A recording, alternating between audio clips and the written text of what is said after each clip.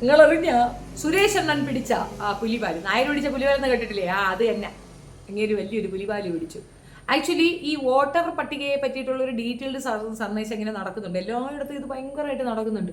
അപ്പോൾ സുരേഷ് അണ്ണനെയും എന്തായാലും ആ കണ്ണോട് കൂടി തന്നെ നോക്കും. കാരണം BJP ജയിച്ച എല്ലാ മണ്ഡലങ്ങളുടെയും വോട്ടർ പട്ടിക എടുത്തു വെച്ചിട്ട് അർമാദിക്കുന്നുണ്ട് കോൺഗ്രസ്. ഇടൂല്ല, ലേക്ക് രഹേങ്കെ ആസാദി, അങ്ങോട്ട് പോയി കയറിയതാരെന്ന് ഓർമ്മയുണ്ട? അതാണ് കുഴപ്പം. ഏതായാലും കൊള്ളാം, കുഴപ്പമില്ല, നല്ല കാര്യമാണ് നടക്കുന്നത്. പക്ഷെ ഒരു സംശയം, സുരേഷ് ഗോപി പണ്ട് താമസിച്ചിരുന്നത് കുടുംബ വീടെന്നൊക്കെ പറയുന്നത് തൃശ്ശൂർ തന്നെയാണ്. അപ്പൊ തൃശ്ശൂർ അദ്ദേഹത്തിന് വോട്ടർ ഐ ഡി വരാൻ പാടില്ല എന്ന് പറയുന്നത് എനിക്ക് മനസ്സിലായിട്ടില്ല. അങ്ങനെ ഞാൻ ഇത് കുലംകുശിതമായിട്ട് ആലോചിച്ചു.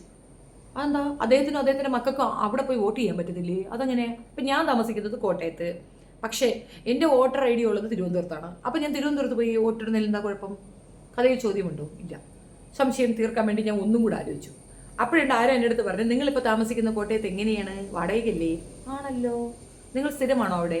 അല്ലല്ലോ. സ്ഥിരം നിങ്ങൾ എവിടെയാണ്? തിരുവനന്തപുരത്താണോ? അപ്പം നിങ്ങളുടെ വോട്ടർ ഐ ഡി എവിടെ വരണം? തിരുവനന്തപുരത്ത് വരണം. ഇങ്ങനെ കൊല്ലത്തേക്ക് താമസം മാറ്റി നിങ്ങളുടെ മക്കളും എല്ലാം കുട്ടി പരാധീനങ്ങളെല്ലാം കൊല്ലത്ത് താമസിക്കുമ്പോൾ ഇയാളുടെ അമ്മ, മുത്തപ്പ, മുത്തച്ഛൻ അവിടുത്തെ പട്ടിക്കുട്ടി വരെ അപ്പുറത്ത് പോയി ആ പട്ടിക്കുട്ടിയുടെ പേര് പോലും വോട്ടർ ഐ ഡി ഉണ്ടാക്കി അവിടെ രജിസ്റ്റർ ചെയ്ത് അവിടെ വോട്ടിട്ടു എന്നാണ് പറയുന്നത്. 4-5 വോട്ട് കണ്ട് എന്ത് നടക്കാനാണ്? സംശയം തീർക്കണ്ടേ? നമ്മുടെ ഒരു കണാപ്പൻ ഇരുന്നുകൊണ്ട് എന്താ പറയുന്നത് കേൾക്കാം.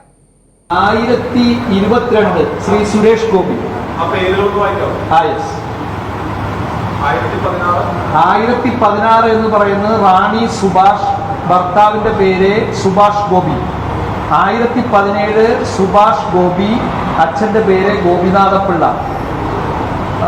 1018 ഗോകുൽ എസ് നായർ, അച്ഛന്റെ പേര് സുരേഷ് ഗോപി. 1019 ഭാഗ്യ എസ് നായർ, അച്ഛന്റെ പേര് സുരേഷ് ഗോപി. 1020 ഇന്ദിര രാജശേഖർ, മറ്റുള്ളവ എന്നാണ് കാണിച്ചിരിക്കുന്നത് സുരേഷ് ഗോപി. അത് അന്വേഷിച്ച് മനസ്സിലായിരിക്കുന്നത് ഇദ്ദേഹത്തിന്റെ ഭാര്യ മാതാവാണെന്നാണ്. അതുപോലെ തന്നെ രാധിക സുരേഷ് 1021, ഭർത്താവിന്റെ പേര് സുരേഷ് ഗോപി. 1022 സുരേഷ് ഗോപി, അച്ഛന്റെ പേര് ഗോപിനാഥപിള്ള. 1023 മാധവ് എസ്, അച്ഛന്റെ പേര് സുരേഷ് ഗോപി. 1024 ഭവാനി എസ്, അച്ഛന്റെ പേര് സുരേഷ് ഗോപി. 1025 കേശവസ് നായർ, അച്ഛന്റെ പേര് സുഭാഷ് ഗോപി. 1026 കല്യാണി എസ് നായർ, അച്ഛന്റെ പേര് സുഭാഷ് ഗോപി. ഇങ്ങനെ 11 വോട്ടുകളാണ് ഇതിൽ ചേർത്തിയിട്ടുള്ളത്. 11. കണാപ്പം തന്ന ഡീറ്റെയിൽസ് അനുസരിച്ചിട്ട് ഗോപി, അച്ഛൻ ഗോപി, അമ്മ ഗോപി, അച്ഛൻ ഗോപി, അങ്ങനെ ഡീറ്റെയിൽസ് പറയുന്നുണ്ടല്ലോ. അങ്ങനെ 11 കൂട്. അപ്പൊ ഈ 11 വോട്ട് കൊണ്ട് എന്താകാനാണ് ശിവ? 11 വോട്ട് കൊണ്ടൊന്നും നടക്കത്തില്ല. ആൾ 75,000 വോട്ടിനാണ് ഭൂരിപക്ഷത്തിലാണ് ജയിച്ചത്. പക്ഷേ ദേ വരുന്ന അടുത്ത മരണം ഇതെവിടെ രജിസ്റ്റർ ചെയ്തതെന്നറിയാമോ? ഏതോ ഒരു ബംഗ്ലാവ് കാണിച്ചിട്ട് അതാണ് അവരുടെ വീടെന്ന് പറഞ്ഞിട്ട് എല്ലാം അങ്ങോട്ട് അതിനകത്തോട്ടിട്ട് ഇവരുടെയൊക്കെ പേര് അതിനകത്തോട്ട് രജിസ്റ്റർ ചെയ്ത് അവിടെ നിന്നാണ് പുള്ളി ജയിക്കുന്നത്. ഇനിയിപ്പോൾ നാളെ പിറ്റേന്ന് തിരുവനന്തപുരത്ത് നിയമമണ്ഡലത്തിലോ മറ്റോ പോയി നിന്ന് കഴിഞ്ഞാൽ തീർച്ചയായിട്ടും ഇവരെല്ലാം അങ്ങോട്ട് വാസം മാറ്റും. എന്നിട്ട് അവിടെ വന്ന് വോട്ടിട്ട് കൊടുക്കും.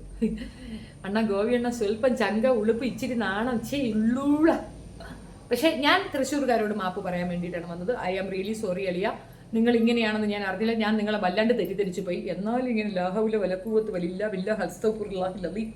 എന്നാലും ഞാനും ഓർത്തു അവിടെയുള്ള മനുഷ്യന്മാർ ഇത്രയും വലിയ മണ്ടന്മാരായിരിക്കുമോ എന്നുള്ളതായിരുന്നു. ഇപ്പോഴല്ലേ നമുക്ക് പിടികിട്ടിയേനു എന്താ കഥയെന്ന്. മൊത്തം കള്ള കഥകളാ. കർണാടകത്തിലേക്ക് വലിയൊരു ബൈനാക്കുലറും വെച്ചോണ്ട് നമ്മൾ സെറ്റ് ചെയ്തിരിക്കുകയാണ്.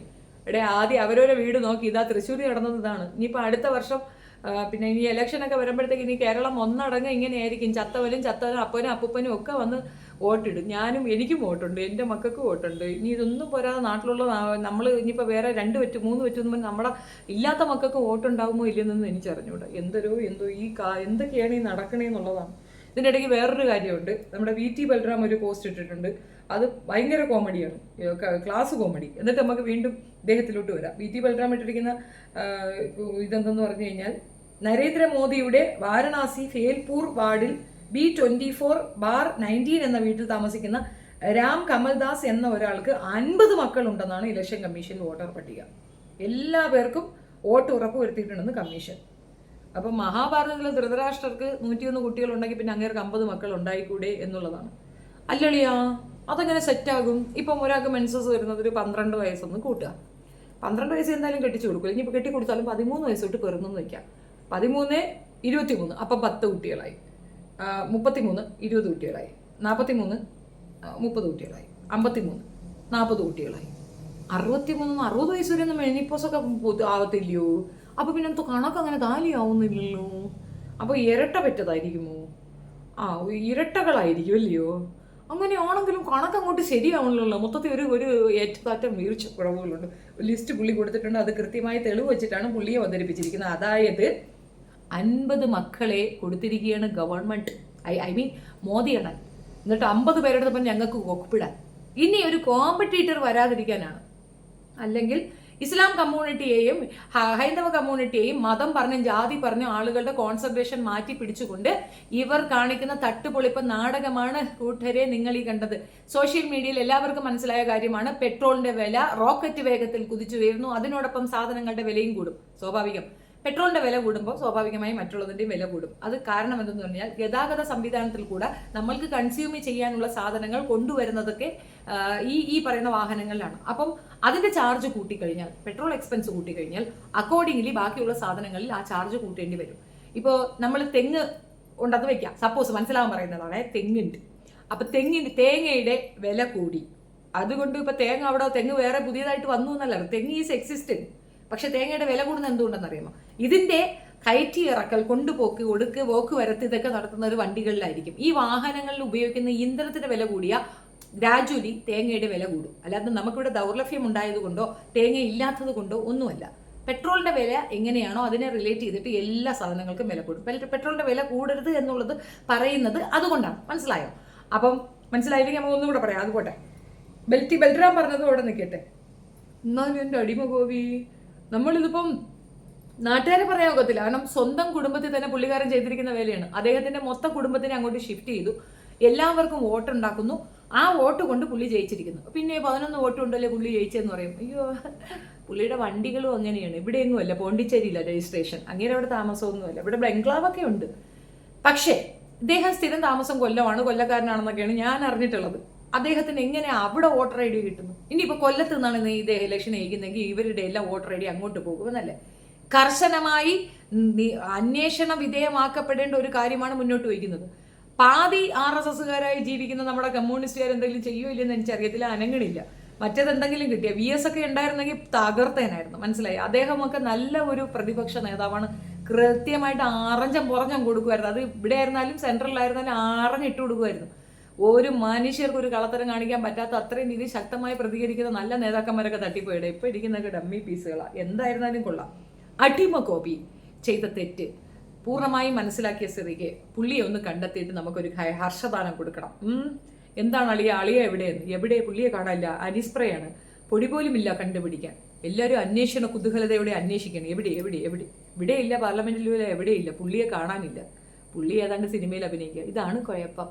രാഷ്ട്രീയം പറയുന്നവനെ രാഷ്ട്രീയക്കാരനാക്കണം. അല്ലാണ്ട് സിനിമ അഭിനയിച്ചുകൊണ്ട് നടക്കുന്നവനെ പിടിച്ച് രാഷ്ട്രീയക്കാരനാക്കി അവൻ സിനിമ പിടിക്കാൻ പോകും. ഇതൊക്കെ മനസ്സിലാക്കണ്ടേ പിള്ളേ? ഇവിടെ ഒരുപാട് പേരുണ്ട്. ഇപ്പൊ നമ്മളൊരു സമൂഹത്തിലേക്ക് നോക്കണം, സ്കൂൾ തലങ്ങളിൽ എടുക്കാം. നമ്മളെ കൂടെ പഠിച്ച പൂർവ്വ വിദ്യാർത്ഥികളൊക്കെ നമ്മളൊന്ന് ചെക്ക് ചെയ്ത്, ചിലത് ഡോക്ടർ, ചിലത് എഞ്ചിനീയർ, ചിലത് നഴ്സ്, ചിലത് മീൻ വിൽക്കാൻ പോകുന്നു, ചിലത് ഇലക്ട്രീഷ്യൻ, ചിലത് പ്ലംബർ, ചിലത് മീൻ പിടിക്കാൻ പോകുന്നു. അങ്ങനെ പല കാറ്റഗറിയിലേക്ക് അവരുടെ ജീവിത സാഹചര്യങ്ങൾക്കനുസരിച്ച് അവർ മാറിപ്പോയി. എല്ലാവരും ഇപ്പോൾ ഡോക്ടർ ആവില്ല, എല്ലാവരും എഞ്ചിനീയറും ആവത്തില്ല. അവരവരുടെ താല്പര്യങ്ങളും അഭിരുചികൾക്കും അനുസരിച്ചിട്ട് അവരവരുടെ ലൈഫ് ചൂസ് ചെയ്തു. അങ്ങനെയാണെങ്കിൽ നമ്മളാ കൂടെ അന്ന് ഏറ്റവും കൂടുതൽ രാഷ്ട്രീയത്തിൽ ഇറങ്ങിയ നാൾ എവിടെയെന്ന് വെച്ചാൽ ഇപ്പൊ MLA മറ്റോ ആയിരിക്കും. എനിക്കും ഉണ്ട് അങ്ങനെ ഒരു സുഹൃത്ത്, എനിക്കും ഉണ്ട് ഒരു പോലീസുകാരൻ സുഹൃത്ത്. അങ്ങനെ ഒരുപാട് പേരുണ്ട്, ഡോക്ടറുണ്ട്. അങ്ങനെയൊക്കെ എല്ലാ തലങ്ങളിലുള്ള സമൂഹത്തിന് ഉന്നത തലങ്ങളിൽ നിൽക്കുന്ന മിക്കവാറും ഉള്ളവരൊക്കെ ആയിട്ട് നമുക്ക് സൗഹൃദങ്ങളുണ്ട്. അത് കാരണം നമ്മൾ അവരുടെ കൂടെ പഠിച്ചു എന്നുള്ളതാണ്. അങ്ങനെ ഉള്ള ഒരാളെ ചൂസ് ചെയ്യുന്നതിന് പകരം ഈ സിനിമയും കൊണ്ട് നടക്കുന്ന ഈ സിനിമാക്കാരനെ നിങ്ങൾ ചൂസ് ചെയ്ത് അവിടെ കൊണ്ട് കുത്തിയിരുത്തിയത് എന്താണ്? അമ്മ എന്ന സംഘടനയിൽ നടന്ന ഈ പ്രോബ്ലംസ് ഒക്കെ നമ്മൾ കണ്ടതാണ്. ഒരു ചെറുവിരൽ അനക്കുന്നതിന് പകരം അമ്മയുടെ ചെറുവിരൽ അനക്കാൻ ഒക്കില്ല എന്ന് വാഗ്ദാരി പറഞ്ഞ ഇയാളുടെ ഉള്ളിലുള്ള നന്മയാണ് ഇവിടെ പുറത്തു വരുന്നത്.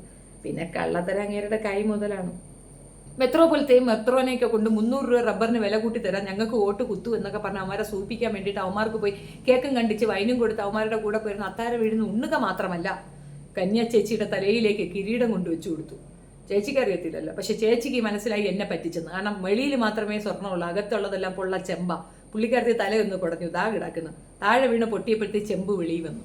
ദൈവത്തിൻ്റെ അടുത്ത് കളിക്കരുത്, ദൈവം പണി തരും. 5ന്റെ പണിയല്ല, 8ന്റെ പണി തരും. 7ന്റെ പണിയാണ് ഇപ്പൊ കിട്ടിയത്. അങ്ങനെ ചെമ്പ് ഗോപി എന്നറിയപ്പെടുന്നു. അത് മാത്രവുമല്ല പല രീതിയിലുള്ള സർക്കസ് കാണിക്കും. ദുരുപയോഗം. ഒരു മാന്യനായ വ്യക്തിയാണ് എന്ന് ഇതുവരെ തെറ്റിദ്ധരിച്ചിരുന്നതിൽ ഞാൻ തൃശ്ശൂർക്കാരോട് മാപ്പ് ചോദിക്കുന്നു. ബിക്കോസ് ഒരു രീതിയിലുള്ള മാന്യത അർഹിക്കുന്ന വ്യക്തിയല്ല അദ്ദേഹം. കള്ളത്തരങ്ങൾ കാണിക്കുന്ന ഒരാൾ ജനപ്രതിനിധിയായിരിക്കാൻ ഒരു യോഗ്യതയും ഇല്ലാത്ത ആളാണ്. കാരണം നമ്മളുടെ ഇത്രയും പേരുടെ വിശ്വാസ്യത നേടിയത് കൊണ്ടാണ് അയാൾക്ക് ആ പൊസിഷൻ കിട്ടുന്നത്. ജനപ്രതിനിധി എന്ന പൊസിഷനേ കിട്ടുന്നത് അങ്ങനെയാണ്. അതിനുശേഷമാണ് ബാക്കിയുള്ള ഹയർ പൊസിഷൻ MP MLA എന്നുള്ള പൊസിഷനൊക്കെ വരുന്നത്. പക്ഷേ അത് ദുരുപയോഗം ചെയ്ത ഒരു വ്യക്തി ആ പൊസിഷനിൽ ഇരിക്കാൻ അർഹനാണോ അല്ലയോ എന്നുള്ളത് നിങ്ങൾ ചിന്തിക്കുക. എനിക്കിത് നിങ്ങളോട് പറയുക മാത്രം എന്നുള്ളൊരു ദൗത്യമേ ഉള്ളൂ. Really bad what happen, really bad എന്ന് മാത്രമേ പറയാനുള്ളൂ. മോശപ്പെട്ട ഒരു ആറ്റിറ്റ്യൂഡാണ്. അതിൽ തൃശ്ശൂർക്കാർക്ക് വലിയ പങ്കുണ്ട്. ഒന്നാമത്തെ കാരണം ചോദിച്ചാൽ കൊടുക്കാം, ചോദിച്ചാൽ പോരെ, തരാമെന്നൊന്നും പറഞ്ഞ് പറ്റിക്കരുത്. നിങ്ങൾ പറ്റിച്ചു, അങ്ങേര് വലിച്ചു പറിച്ചെടുത്തോണ്ട് പോയി. വല്ല കാര്യം ഉണ്ടായിരുന്ന അങ്ങേര് ചോദിച്ചപ്പോഴേ കൊടുത്തു. ഇനി കണ്ണൂരോട്ട് വെച്ച് പിടിച്ചിട്ടുണ്ട്. ഇനി എന്നാണ് ഇവരൊക്കെ കണ്ണൂരോട്ട് താമസം മാറുന്നതെന്ന് കണ്ടറിയണം. നോണ മറ്റൊരാൾ ചെയ്താൽ സാരമില്ല, പക്ഷേ വേലി തന്നെ വിളവ് തിന്നുന്നൊരു രീതിയാണിത്. വൃത്തികേടാണ് അണ്ണ ഒഴിഞ്ഞു പോണേന് വൃത്തി. അണ്ണനിക്ക് പറ്റിയത് സിനിമ ഫീൽഡാണ്. അവിടെ ജസ്റ്റ് റിമെമ്പർ ദാറ്റ് ഷിറ്റ് എന്നൊക്കെ പറഞ്ഞിട്ട് അവിടെ കിടന്ന് ഡാൻസ് കളിക്കാം. അതാകുമ്പോൾ നമുക്കും ഇഷ്ടമാണ്. സത്യം, എനിക്ക് പണ്ട് ഏറ്റവും ഇഷ്ടം സുരേഷ് ഗോപിയായിരുന്നു. ഞാൻ കല്യാണം കഴിച്ചാൽ സുരേഷ് ഗോപിയെ കല്യാണം കഴിക്കണം എന്നൊക്കെ ചിന്തിച്ചിരുന്നൊരു കാലം ഉണ്ടായിരുന്നു. ഈ ഗോപികയ്ക്ക് എന്തെങ്കിലും അസുഖമൊക്കെ വരണമെന്നൊക്കെ ഞാൻ പ്രാർത്ഥിച്ചിട്ടുണ്ട്. അങ്ങനെ അവൾ മരിച്ചു പോയാൽ എനിക്ക് ആ പൊസിഷൻ ഹയർ ചെയ്യാമല്ലോ എന്നൊക്കെ ഞാൻ ഇങ്ങനെ ചിന്തിച്ചിട്ടുണ്ട്. ചെറിയ പ്രായത്തിലെ മന്ദബുദ്ധി തരവും. പക്ഷെ ഇപ്പം ഞാൻ ആലോചിക്കുന്നത് എത്ര നന്നായി അങ്ങനെയൊന്നും നടക്കാതിരുന്നത്. ചില സമയത്ത് നമ്മളെ പ്രാർത്ഥനകൾ ദൈവം കേൾക്കാതിരിക്കുന്നത് എത്ര നല്ലതാണെന്ന് ആലോചിച്ച് നോക്കൂ. അല്ലെങ്കിൽ ഇപ്പം എന്താകുമായിരുന്നു എൻ്റെ അവസ്ഥ? കള്ളൻ്റെ ഭാര്യ എന്ന് അറിയപ്പെടത്തില്ലേ? ആഗ്രഹം നിസ്സാരമൊന്നുമില്ലല്ലേ? ഈ ഒരു തല്ലാൻ വരല്ലേ, ഞാൻ ചുമ്മാ പറഞ്ഞതാ. എനിവേ ഏതായാലും ഇതിങ്ങനെ കത്തി പടരുന്നുണ്ട്. അപ്പം നമുക്ക് ഇത് റീലാണോ എന്നറിയാൻ വേണ്ടിയിട്ട് ഒരു വീഡിയോയും കൂടെ ഒന്ന് കണ്ടാലോ? നമുക്ക് അതൊന്ന് പോയി കണ്ടിട്ട് വരാം. തൃശൂരിൽ വോട്ട് ചെയ്ത ശേഷം സുരേഷ് ഗോപിയുടെ കുടുംബാംഗങ്ങൾ മടങ്ങി എന്ന DCC പ്രസിഡന്റിന്റെ ആരോപണം ശരിവച്ച് നാട്ടുകാർ. നെട്ടിശ്ശേരിയിലെ വീട്ടിൽ സുരേഷ് ഗോപിയോ ബന്ധുക്കളോ ഇപ്പോൾ താമസമില്ലെന്ന് അയൽവാസി ദാസൻ മീഡിയ വണ്ണിനോട് പറഞ്ഞു. ഇതുവരെ മണ്ഡലത്തിൽ ഇല്ലാത്ത ആയിരക്കണക്കിന് വോട്ടർമാരെ ചേർത്ത് BJP കൃത്രിമം നടത്തിയെന്നാണ് കോൺഗ്രസും ഇടതുപക്ഷവും ആരോപിക്കുന്നത്. നടരാജ് പരശുരാം തൃശ്ശൂരിൽ നിന്ന് വിവരങ്ങൾ നൽകും. വീട്ടുകാരെ താമസിക്കുന്നത് അവർ കുടുംബക്കാരും മറ്റവരാരെങ്കിലും കുറച്ച് കാലം ഇവിടെ ഉണ്ടായിരുന്നോ ഇലക്ഷൻ ശേഷം? അവർ ഇടയ്ക്ക് വന്ന് പോയായിരുന്നു. പിന്നെ കുറച്ച് നാളൊക്കെ ഉണ്ടായിരുന്നു. പിന്നെ ഇടയ്ക്ക് വന്ന് പോകാറുണ്ട്. ആദ്യമേ ഉള്ളതാ കുറേ കാലങ്ങളായിട്ട്. ഇപ്പം അവരിവിടെ ഇല്ല. ഇപ്പോൾ വേറൊരു വീട്ടുകാരെ താമസിക്കുന്നത്. നടരാജിലേക്കാണ്. നടരാജ്, ഈ തെരഞ്ഞെടുപ്പ് സമയത്ത് മാത്രം കണ്ട ഒരു പ്രതിഭാസമായിരുന്നു. കുടുംബം ഒന്നടങ്കം തൃശ്ശൂരിലെത്തുന്നു, അവിടെ വോട്ടർ പട്ടികയിൽ 11 ആളുകളുടെ പേര് ചേർക്കുന്നു, വോട്ട് ചെയ്യുന്നു, സുഖമായി മടങ്ങുന്നു. അതിനുശേഷം ഒന്നുമില്ല, അവിടെ മറ്റാരോ താമസിക്കുന്നു. കൃത്യമായിട്ട് ഇവരുടെ ആരോപണങ്ങളൊക്കെ ശരിവെക്കുന്നത് പോലെ തന്നെ കുറച്ചധികം വോട്ടർമാരെ തിരികെ കയറ്റാനുള്ള ഒരു ചെറിയ ശ്രമമായിരുന്നു അന്ന് നടന്നത്, അല്ലേ? അങ്ങനെയാണ് DCC പ്രസിഡന്റിന്റെ ആരോപണം. സുരേഷ് ഗോപിയുടെ വീടിന്റെ കാര്യത്തിൽ DCC പ്രസിഡന്റ് ആരോപണം ശരിയാണ് എന്ന് പറയേണ്ടി വരും. കാരണം ഇവിടെ ആരും താമസമില്ല. ഈ വീട് ഇപ്പോൾ പ്രജിത്ത് എന്നുള്ള ഒരാളുടെ പേരിലാണ്. അദ്ദേഹം കർണാടകയിൽ വ്യവസായിയാണെന്നാണ് മനസ്സിലാക്കുന്നത്. അദ്ദേഹത്തിന്റെ രക്ഷിതാക്കൾ, വയോധികരായ രക്ഷിതാക്കൾ മാത്രമാണ് ഇവിടെ താമസം. എന്തോ ശിവനറിയാം എന്ന് പറഞ്ഞത് കണക്ക് എന്തോ. ഏതായാലും ഏകദേശം തിരിഞ്ഞില്ലേ? തൃശ്ശൂർക്കാർക്ക് ഇനി സമാധാനിക്കാം. നിങ്ങൾ എല്ലാവരും മണ്ടന്മാരെല്ലാം ഞങ്ങൾക്ക് ബോധ്യപ്പെട്ടു കേട്ടോ. ഇതിനകത്ത് 75,000 വോട്ടിന്റെ ഭൂരിപക്ഷത്തിലാണ് പുള്ളി ജയിച്ചതാണ് എൻ്റെ ഒരു ഓർമ്മ. അങ്ങനെയാണെങ്കിൽ ഏകദേശം 1,00,000 പേരെങ്കിലും പുള്ളി അവിടെ കൊണ്ട് കരക്കടുപ്പിച്ച് കാണും. ആ നാട്ടിൽ ഇല്ലാത്തവരെയും ഉള്ളവരെയും ഒക്കെ ചേർത്ത് പിടിച്ചിട്ട് പുള്ളി വോട്ടർ പട്ടിക തയ്യാറാക്കി അവർക്ക് വോട്ട് രേഖപ്പെടുത്താനുള്ള എല്ലാ സൗകര്യവും ചെയ്തു കൊടുത്ത് എല്ലാവരും കൂട്ടത്തോടെ പോയി വോട്ടിട്ട് പുള്ളി അങ്ങോട്ട് ജയിപ്പിച്ച് കടത്തി അപ്പുറത്തോട്ട് വിട്ടു. ബാക്കിയുള്ളവരൊക്കെ ജനപ്രതിനിധികളായി നിന്നുകൊണ്ട് ജനങ്ങളുടെ ആ ഒരു അഭിപ്രായത്തിന് വേണ്ടി വെയിറ്റ് ചെയ്യുന്ന ഒരു കുൽസിത ശ്രമം നമ്മൾ കണ്ടു. ഒന്നും നടക്കത്തില്ല. ഈ രാജ്യം മൊത്തം പോയി കേരളത്തിലേക്ക് വന്നു. കർണാടകയിൽ UP നോക്കിയിട്ടൊന്നും കാര്യമില്ല. കേരളത്തിൽ തന്നെ ഇത്തരം പ്രശ്നങ്ങൾ നടക്കുന്നുണ്ടെങ്കിൽ ഇതിനെതിരെ ശക്തമായി പ്രതികരിക്കാൻ നല്ല ഭരണപക്ഷവും പ്രതിപക്ഷവും വേണം. ഇത് രണ്ടും വളരെ സൈലൻ്റായി ഇരിക്കുന്ന ഒരു പ്രത്യേകതരം സംഗതിയാണ് കണ്ടത്. ഇപ്പം ഉദയഗിരിജ വിഷയത്തിലേക്ക് നമ്മൾ വരാം. അവിടെ ചിറ്റയം ഗോപകുമാറിനെതിരെ ചെറുവിരൽ അനക്കുന്ന പ്രതിപക്ഷത്തിന് നമ്മൾ കണ്ടിട്ടില്ല. പ്രതിപക്ഷത്തിൻ്റെ അനാസ്ഥ ആണ് ഇവിടെ ഈ ഭരണപക്ഷത്തിരിക്കുന്നവർ കെടുകാര്യസ്ഥത കാണിക്കുന്നത്. അതുപോലെ തന്നെയാണ് ഈ ഒരു വിഷയവും. പ്രതിപക്ഷം ശക്തമാവുക എന്നുള്ളതാണ് ഏറ്റവും ആത്യന്തികമായി വേണ്ടത്. അപ്പം മറ്റുള്ളവർ തെറ്റ് കാണിക്കാൻ മടിക്കും. അപ്പുറത്ത് നിൽക്കുന്നവൻ നമ്മളെ നോക്കുന്നുണ്ട്, നമ്മളെ പിടിക്കും, നമ്മളെ പിടിച്ച നാട്ടുകാർ നമ്മളെ പഞ്ഞിക്കിടും എന്ന ബോധമുള്ളവൻ വീണ്ടും തെറ്റുകൾ ചെയ്യത്തില്ല.